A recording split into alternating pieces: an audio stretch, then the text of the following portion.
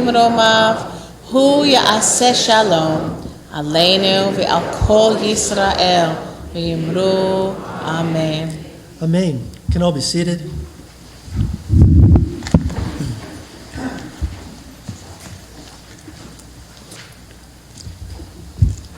Friends, we have all heard the word or read the word pogroms.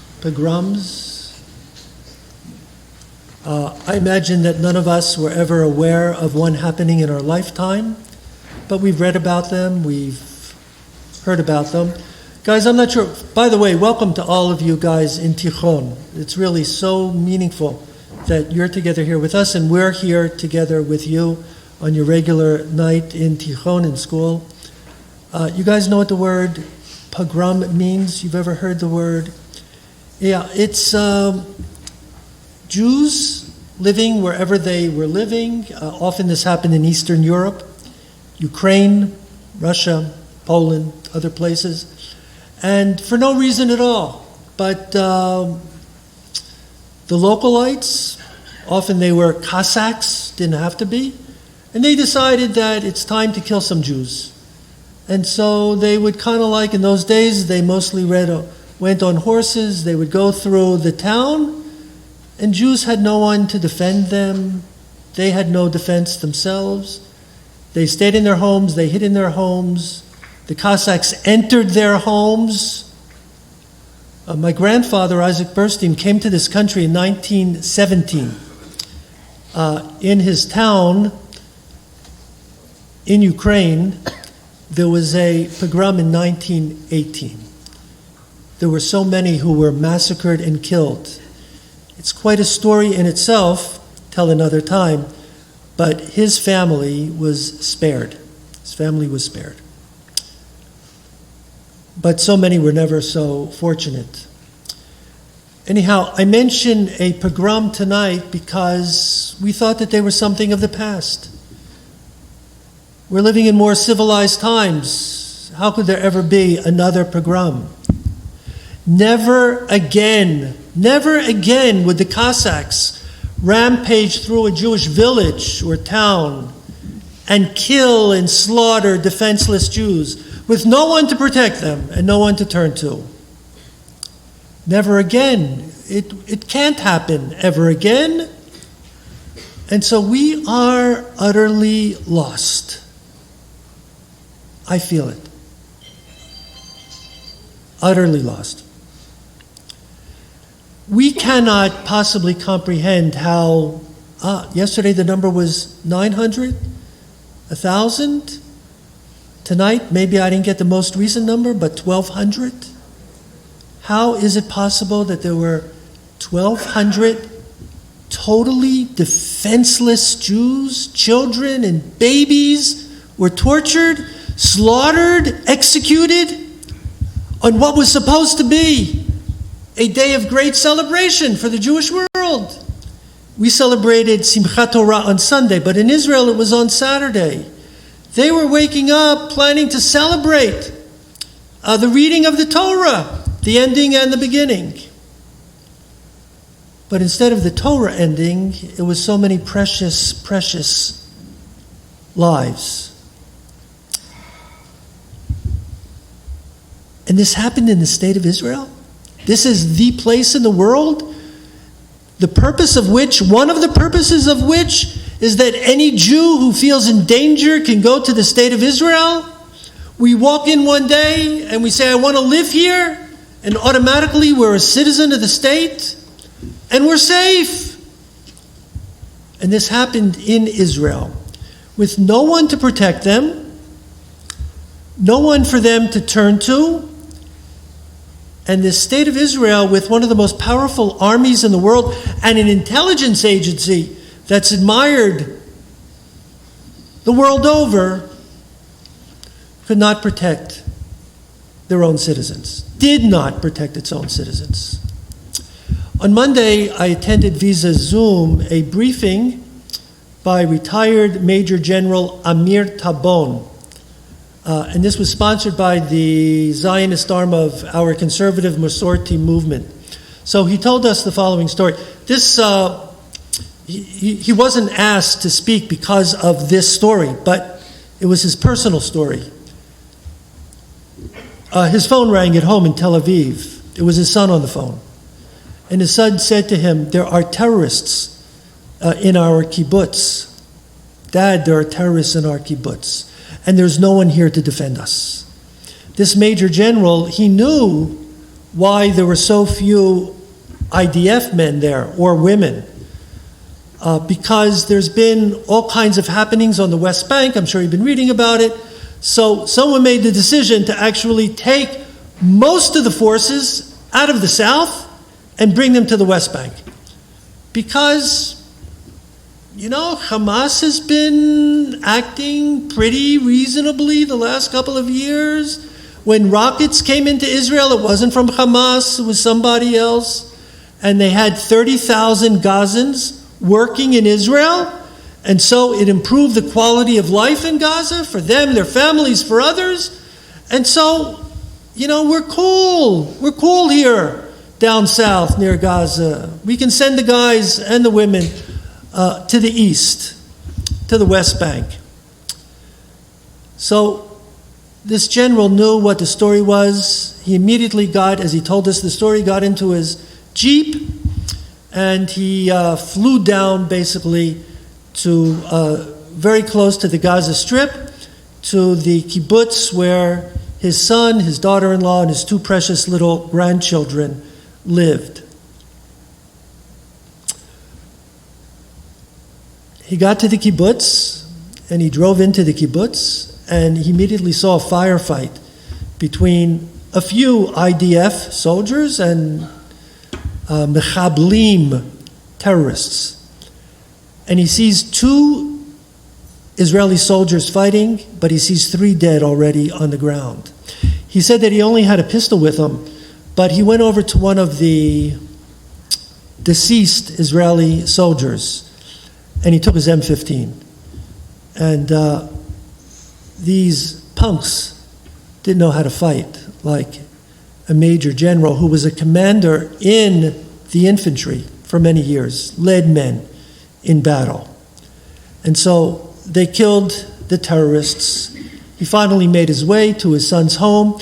I don't know why he did this, but he said that he climbed up on the roof. I'm not sure exactly why, but he announced himself that he's here, and thank God they were alive. They were alive in that. He saved their lives. But as he went around the rest of the kibbutz, many had a far different fate that day. So the thing that the general said to us more than anything else, which I'm going to repeat for all of us tonight, he said again and again that there must be a quick and decisive victory. Quick and decisive. No ceasefire, let's talk, over a cup of coffee. There's already voices that are saying, sit down and talk to each other and work things out, have a ceasefire. Because that's what normally happens, right? No, it's got to be a decisive victory. The world has to see, more than the world, the other neighbors, Arab neighbors have to see, Hezbollah, Iran. They have to see how Hamas has been destroyed. That's the goal. Hamas must be destroyed, and quickly. Why quickly? Because the world isn't going to give Israel too much time. I'm very grateful that for the past couple of days, it seems like the press is sympathetic to Israel. But wait, that always changes. Somehow, it always becomes somehow Israel's fault. So it has to be decisive, and it has to be quick. And you know what he said? He said that this Hamas is the incarnation of ISIS. Remember ISIS? The Islamic State? In Israel, they call it Daesh. Did anyone want to sit down and negotiate with ISIS? You're dealing with barbarians, grotesque acts. They had to be totally defeated. And they were. They spring up every now and then. And so too, Hamas today, he said again and again, must be eliminated. Of course, I don't know that anybody's talking about this yet. We can only hope that the Israeli government is thinking about it. By the way, you know that there is now a unity government in Israel. Not a moment too soon. So necessary. So necessary. And the one who has joined the government is Gantz, who was at one time Ramat Kol. He was the commander of all of the Israeli defense forces. Knows exactly what he's doing. But the big question now is, it's one thing to eliminate the rulers. We did that in Iraq. But then what do you do the next day? Is Israel supposed to go in and rule Gaza? Are there Democrats? I don't mean that in terms of a political party, but people that love democracy. Are they in Gaza waiting in the wings? Get rid of these guys and we're ready, we'll all love democracy. So there's a lot of questions that are out there. Destroy Hamas, but then what happens the next day? So, dear friends, this Shabbat morning we begin reading the Torah again. We start from the very beginning. We read Bereshit, when God began creating the heaven and the earth. And then rested on the seventh day. But on the sixth day was the day when we were created. Humanity was created on the sixth day. That's in chapter 1 and 2. You don't have to go too far. Just go a few chapters to chapter 6. Right? Just go to chapter 6. And it says that God sees the evil that humanity can unleash. And God regrets his creation. Even God didn't expect it. That we humans could be so grotesquely horrible. But just get to chapter 6 and you can read all about it. And then God witnesses the violence humans can unleash. And you know what the biblical word for violence is? Wow, Hamas. God sees Hamas. God sees the violence. And then that takes us into the whole Noah story. God said, well, mess this one up. Let's start all over again. Have we done any better this time? You know what, in many ways, many ways, we've done much better. The world is good. God's creation is good. I believe people are good. And then you have these animals.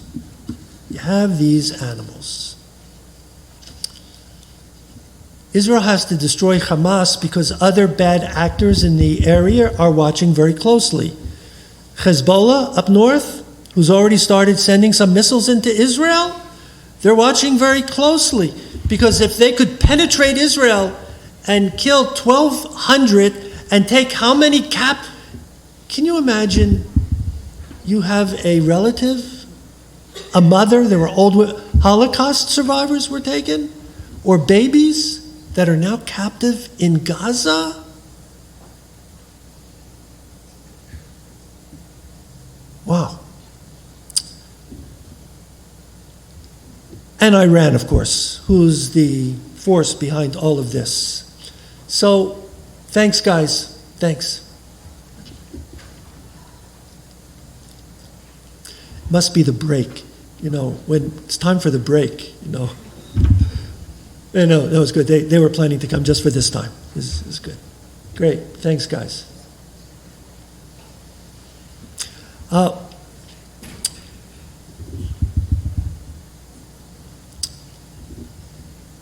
So these Israelis had no one to turn to Saturday morning. But does Israel have anyone now to turn to in the whole world? Is there anyone who is willing to stand with Israel, stand up for Israel? Yes, Israel has someone to turn to. And we can all be so very proud as American Jews, Jewish Americans, however you like to say it, that is our country. Our country. Israel has other friends, but Israel's best friend is our country. We have reason to be so very proud that is standing up and standing by Israel.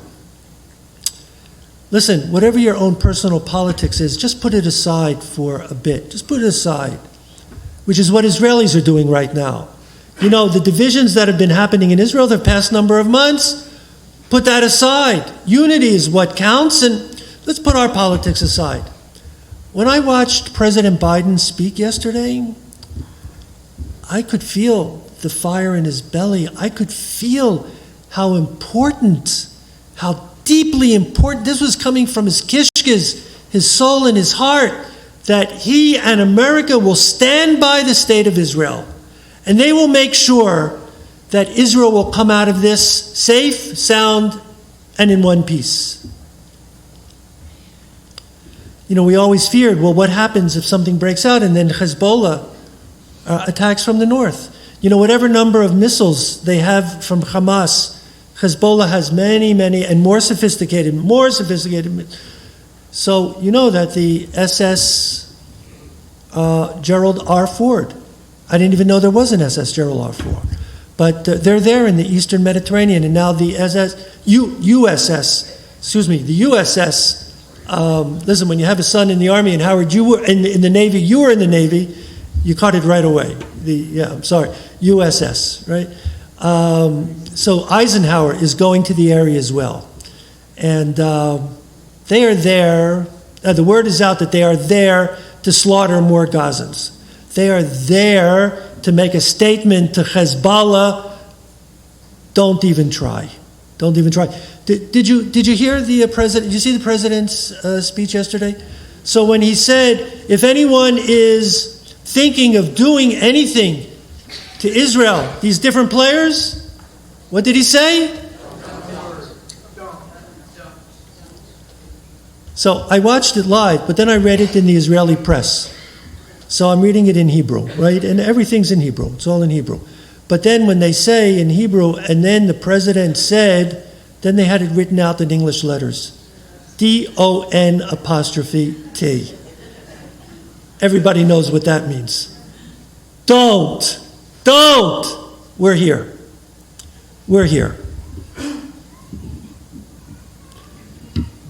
You know, Golda Meir once said, when peace comes, we will perhaps in time be able to forgive the Arabs for killing our sons. But it will be harder for us to forgive them for having forced us to kill their sons. You hear that? Perhaps we'll be able to pardon them, forgive them for killing our sons, but we will never be able to forgive them for making us into killers as well. And this is Israel's challenge right now. This is Israel's challenge. Israel must destroy an enemy, but it's an enemy who stations their military quarters inside apartment buildings, inside schools, inside mosques, and inside hospitals. Their own people are their human shields. How do you fight an enemy like this?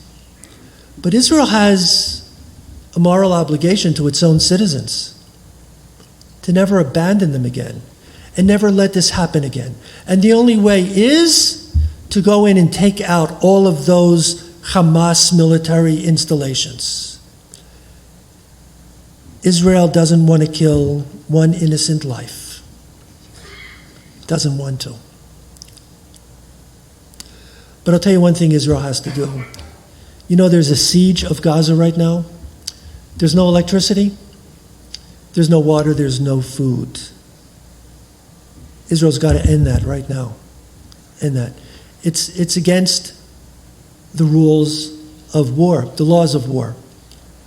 And then you're punishing in the most horrible way an entire population because of the sins of this particular terrorist group. And I'm sure they will. I am sure they will.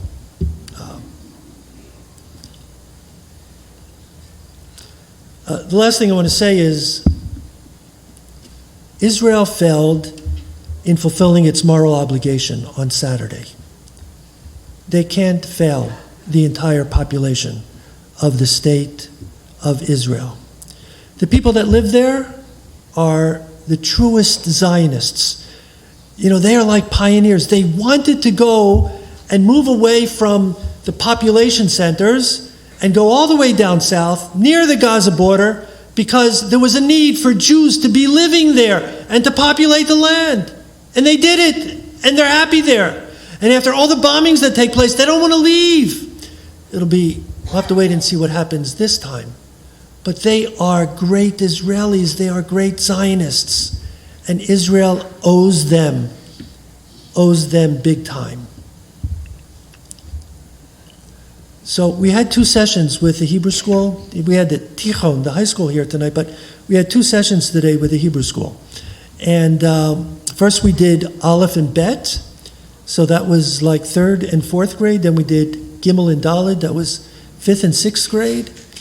And I asked the kids, the first group, I started off by saying, usually when we come in the sanctuary, we're very happy. We're happy. We do happy things in here. I always have fun with the kids. We joke around. We have fun. We get a little bit loud. I said, but we're not happy today.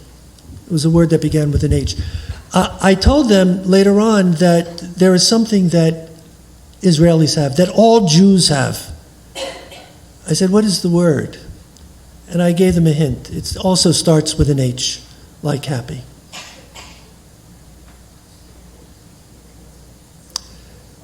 Listen, if we didn't have this, we would not have the state of Israel today. What other people has been off of its land for 2,000 years, never gives up, and then goes home, and has had to continue to fight its way? Since they arrived in the land of Israel, the Arabs never welcomed their cousins home. They made it as miserable, but they never gave up because they have hope. They have hope. We're going to sing the national anthem of the state of Israel. What is it called? Hatikva, the hope.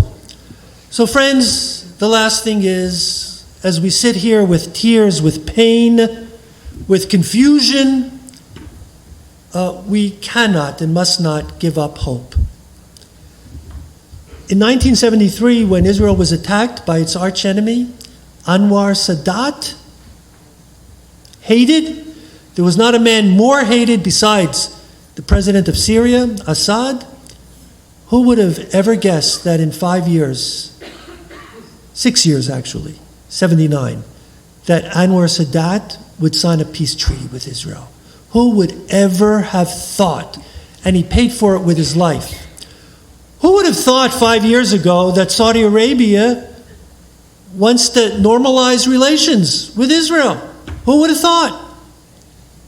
And by the way, that is one of the reasons for what Hamas just did. Because they did not, it was clear they were not asking Israel or telling Israel or demanding from Israel that Israel recognize a Palestinian state. And so this was planned for months and even years. Just if I can just go back, one thing that I didn't tell you that I think is really of great interest. You know that there is a replica of a kibbutz in Gaza, and you can see it. Israel knows about it. Their satellites see it clearly, and they see the Hamas guys training in there. Well, what were they training for? So the decision was made. They're playing war. They know they can't do anything. They can't come in. They're playing war. So let them play and get it out of their system, and they'll be okay. They missed the intelligence. Well, the reason I'm telling you this, I want to tell you there's a secret that everybody knows, but it's a secret. So that down near Gaza, there is an exact replica of Gaza in Israel.